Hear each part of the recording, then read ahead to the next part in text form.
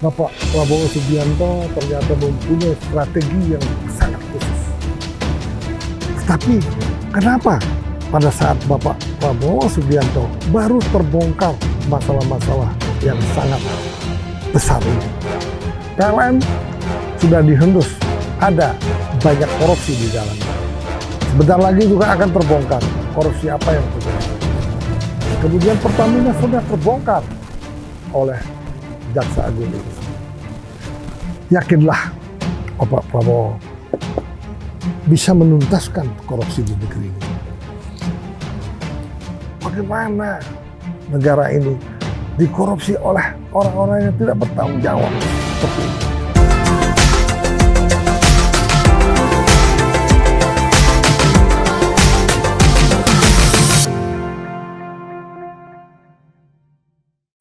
Selamat pagi. Hari ini Mr. Puisi Live duduk bersantai ria di gubuk Mr. Puisi Live yang sangat sepi tetapi mengandung keindahan alam yang luar biasa. Kembali lagi bersama Mr. Puisi. Kenapa Mr. Puisi ini sangat aktif mengelola akun Mr. Puisinya? Karena tujuannya tidak lain dan tidak bukan ingin memberikan informasi yang sedalam-dalamnya. Informasi yang baik kita harus katakan baik. Informasi yang kurang baik kami harus berani juga mengatakan kurang baik. Kita lihat bahwa Bapak Prabowo Subianto ternyata mempunyai strategi yang sangat khusus. Dan strategi itu ternyata memang sangat tepat dilakukan. Tidak dengan sekonyong-konyong memberlakukan hukuman mati misalnya. Kemudian perampasan aset, undang-undangnya pun belum disahkan. Tapi dengan keadaan yang sangat genting, di mana badan milik usaha negara, perusahaan-perusahaannya sekarang sudah terhimpun di dalam Dalantara Indonesia. Kelihatannya ini harus menjadi perhatian khusus Bapak Presiden. Bagaimana dana-dana di BUMN itu tidak terjadi pemborosan ataupun terjadi korupsi yang begitu masif. Bagaimana Bapak Prabowo itu untuk memberantas korupsi saat beliau memimpin saat ini? Ternyata sangat tepat. Pada 5 November 2024 yang lalu, ada sebuah badan dibentuknya oleh Bapak Prabowo Subianto, yaitu BPPIK. Badan apa itu? BPPIK adalah Badan Pengelola Pembangunan Investigasi Khusus. Melihat kata-kata investigasi itu, yakinlah investigasi itu akan membuat para menteri, gubernur, para yang sangat berkepentingan di negeri ini, yang di bawah Bapak Prabowo Subianto akan ketar-ketir dan kemungkinan tidak akan berani memutuskan sesuatu yang berbau korupsi. BPPIK ini dikomandani oleh seorang yang sudah mungkin 30 tahun mengenal Bapak Prabowo Subianto. Ini seorang yang merah putih yang bernama Bapak Aryas Marsudianto. Dia adalah seorang patriot bangsa, di mana sebagai mantan Kopassus yang sudah dikenalnya oleh Bapak Prabowo, meyakinkan untuk kita dan cocok untuk dijadikan seorang yang menginvestigasi semua pembangunan di negeri ini. Itu yang menjadi patokan kita bahwa kenapa pemberantasan korupsi ini bisa secara perlahan akan bisa dibuka oleh Bapak Prabowo Subianto.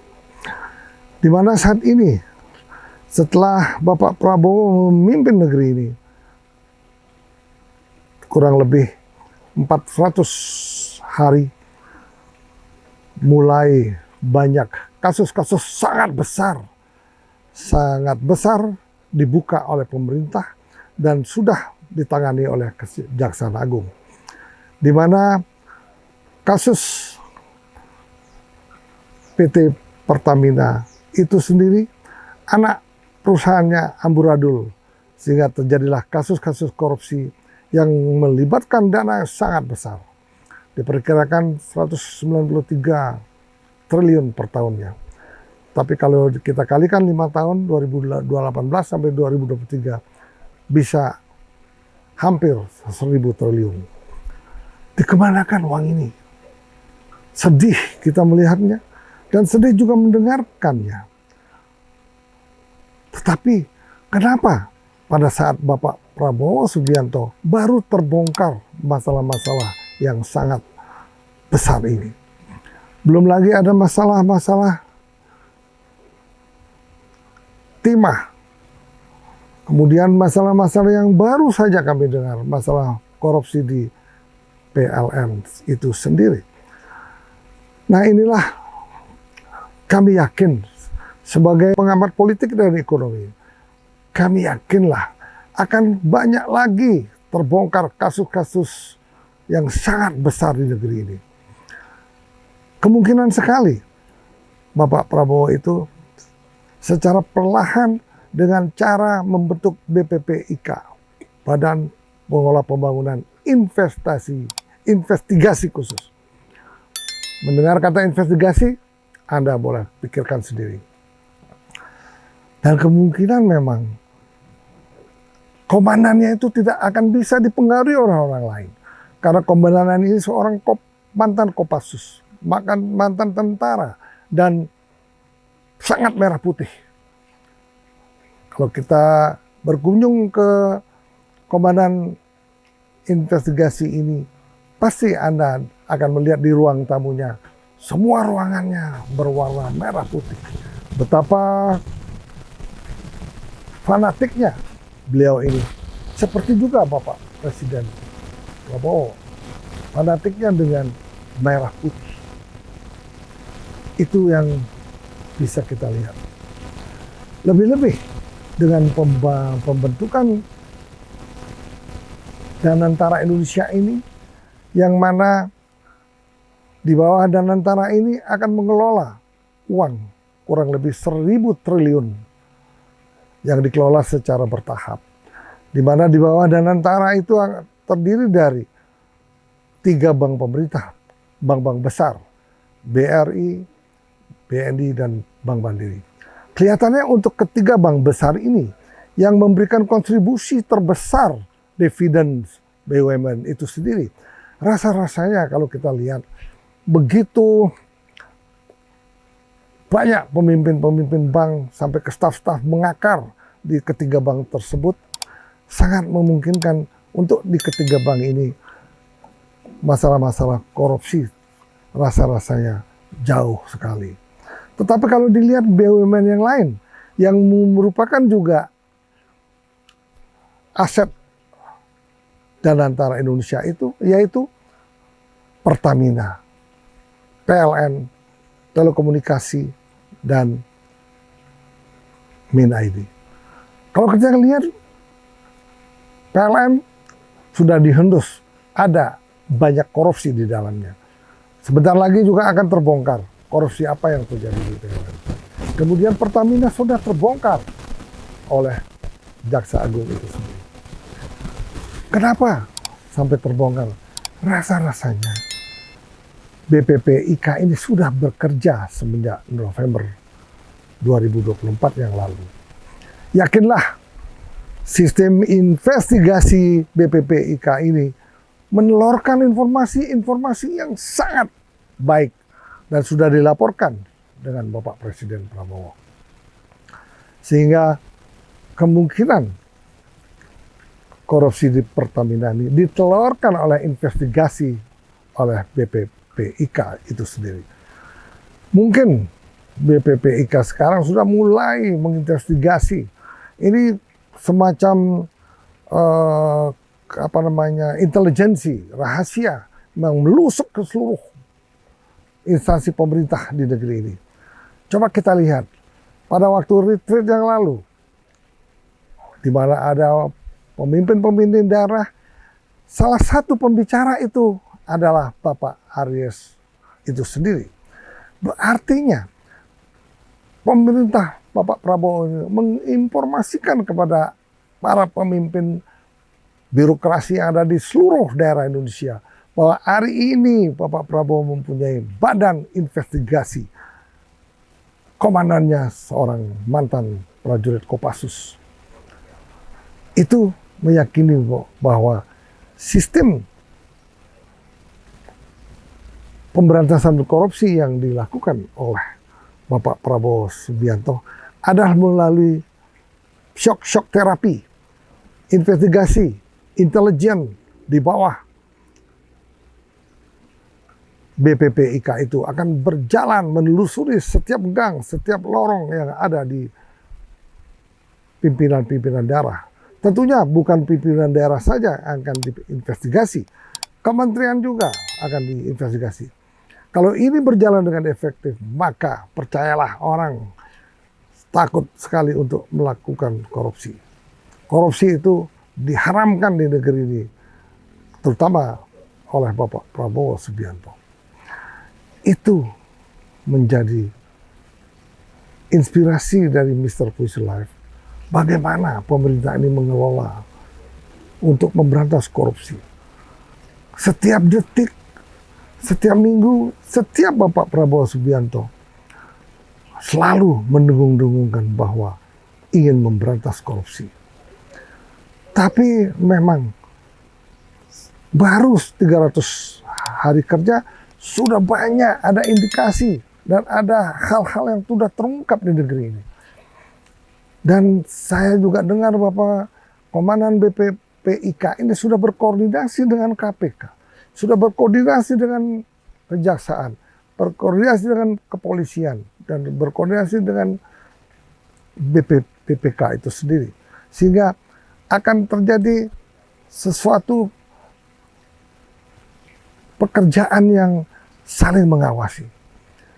Kalau kita mengharapkan hanya BPK saja, yakinlah tidak akan terjadi hal ini. Tidak akan bisa membongkar korupsi yang begitu masif, begitu lama. Dan saya yakinlah pada akhirnya sebelum masa jabatan Bapak Prabowo ini, saya yakinkan undang-undang anti korupsi itu akan disahkan oleh DPR. Kemungkinan Bapak Yusril pun sudah mulai menyusun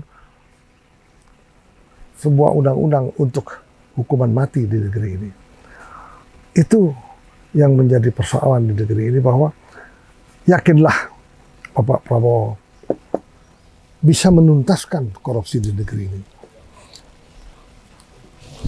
Pada waktu Bapak Prabowo mengumpulkan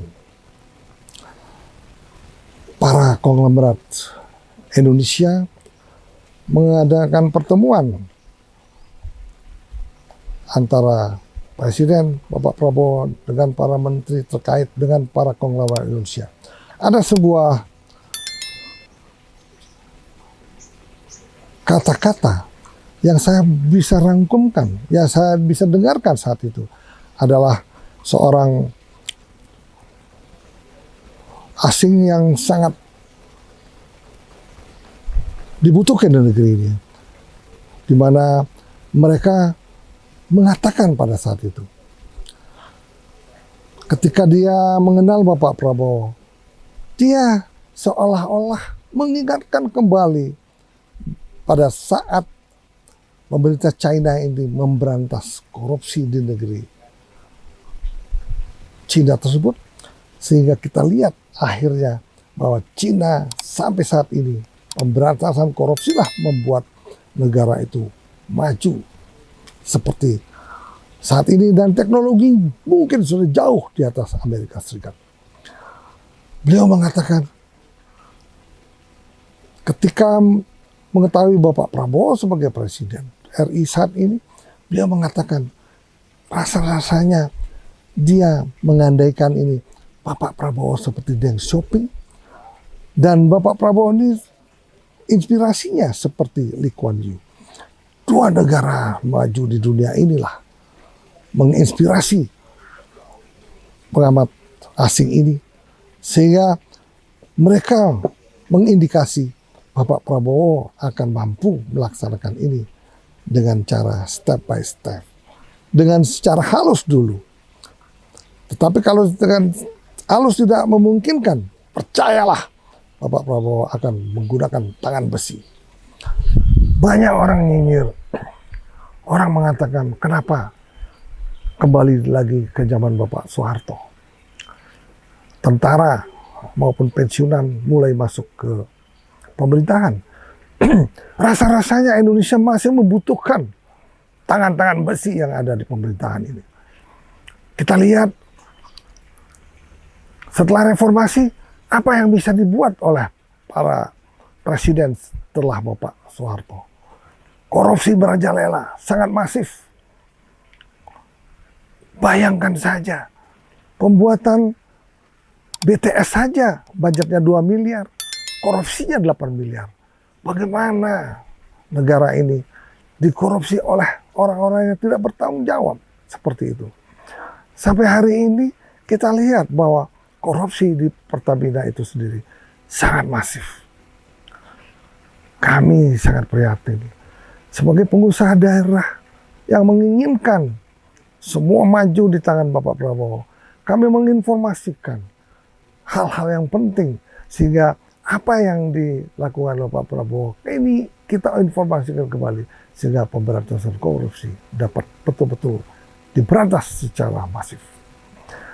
Teman-teman, para hadirin bapak-bapak, ibu-ibu sekalian, apa yang kita ceritakan hari ini merupakan cerita mungkin tanpa artinya untuk Anda sekalian. Tetapi setelah cerita ini dicamkan baik-baik, maka mudah-mudahan cerita pagi yang indah ini dapat menelurkan, dapat menginspirasi para pemimpin, para usahawan, dan para pemimpin-pemimpin daerah, sehingga betul-betul ada rasa takut untuk menjalankan sesuatu dengan cara korupsi. Banyak pengamat yang sampai hari ini, begitu banyak yang sudah dilakukan oleh Bapak Prabowo Subianto, walaupun masih baru 400 hari kerja, tidak puas juga dengan kinerja Bapak Prabowo. Wahai Anda sekalian yang nyinyir-nyinyir, marilah berpikir, marilah tunggulah pekerjaan Bapak Prabowo 1-2 tahun ke depan. Yakinlah Bapak Prabowo akan mampu berbuat sesuatu demi mensejahterakan bangsa Indonesia, mensejahterakan rakyat Indonesia yang merupakan cita-cita luhur semenjak 30 tahun yang lalu. Itulah cita-cita Bapak Prabowo. Teman-teman, para hadirin sekalian, marilah kita jangan bosan-bosan membahas hal-hal yang ikut membantu mencerdaskan bangsa, ikut membantu memberikan inspirasi pada pemerintahan saat ini, sehingga pemerintah Indonesia mampu berbuat tegas memberantas korupsi seperti apa yang dilakukan oleh Deng Xiaoping di China dan Lee Kuan Yew di Singapura. Bapak-bapak, ibu-ibu, marilah kita merenung sejenak. Di tempat yang indah ini, bukan inspirasi yang kami dapatkan. Yang kami dapatkan adalah dukungan investigasi yang dilakukan oleh pemerintah Bapak Prabowo. Mudah-mudahan program ini mampu memberantas korupsi sampai ke akar-akarnya. Akhir kata, selamat untuk para pimpinan daerah yang sudah mendapatkan wejangan-wejangan dari BPPIK, dari Bapak Presiden, dari Menteri Keuangan, dan dari para ahli lainnya. Sehingga merupakan bekal hidupmu untuk memanage negeri ini di daerah masing-masing. Untuk itu, para hadirin teman-teman sekalian, marilah dukung Mr. Puisi Life. Tapi jangan lupa subscribe, follow, share, dan komen Mr. Puisi Life sehingga dapat berkembang dengan baik. Akhir kata, selamat berbahagia dan selamat sehat selalu. Bye-bye.